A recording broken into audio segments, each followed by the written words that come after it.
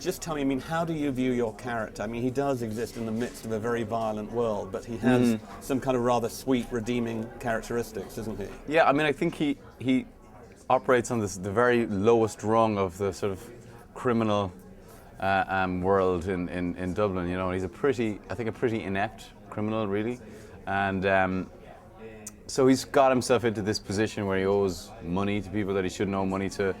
And you know he's getting a loan to pay off a loan, and he's just not in a very good place when we meet him first. And he's got this estranged relationship with his dad, and a very unsatisfactory sort of relationship with this girl that lives downstairs. So he's not in a great place when we meet him.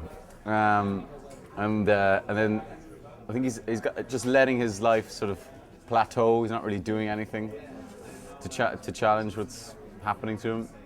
And then stuff begins to happen and things get increasingly worse, and he has to stand up a bit, I think, and take charge.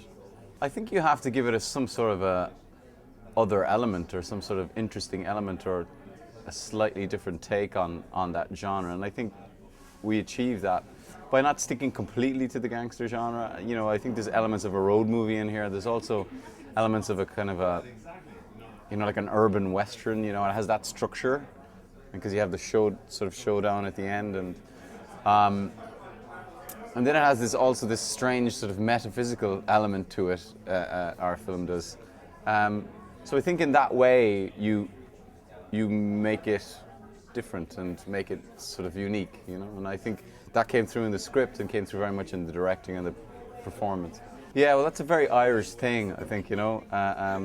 There tends to be a tradition of absurdist literature in Ireland, and then there's also a great love of language and of words, obviously, and I think Mark O'Rourke is known for that particularly in his dialogue, you know. And it's even though it's very coarse and there's a lot of swear words, there is something very kind of poetic about it, and it's beautiful to speak as an actor, you know.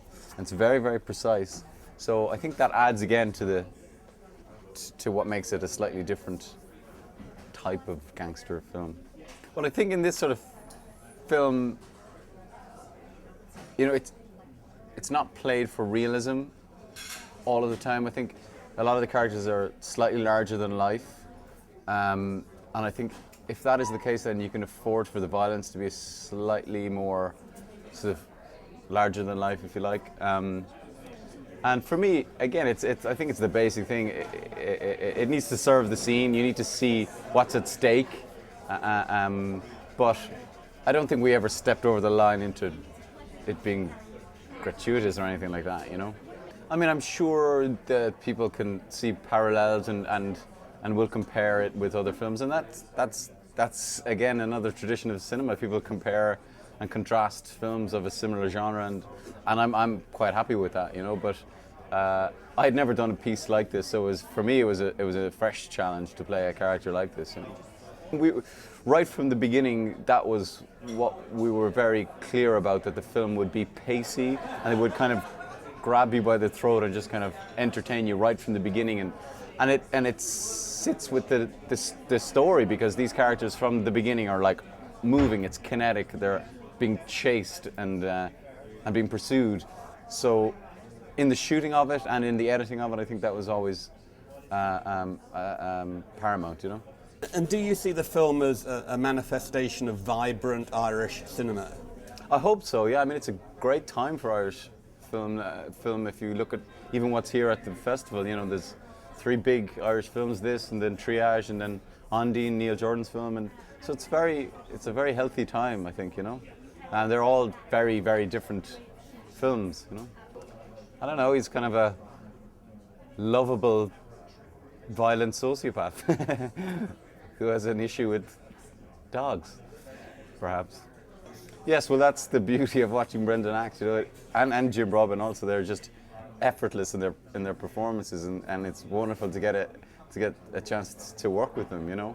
And I think they're deeply charismatic actors, both of them. So you can put them in these roles where another actor with less charisma might not make it so, you know, memorable. You can be guaranteed that these guys will, you know. Yeah, it's a family drama. I wouldn't bring your kids to it now, but it's a family drama in that, yes, it deals very much with the father-son relationship and that kind of fractured father-son relationship. And I think it's very wittily observed in the way, sons tend to be sort of irritated by their parents, and even though they may love them on a basic level, they find their company quite challenging. And I think Mark observed that in the writing very, very, very, very well. And that's a universal theme, everybody recognizes that.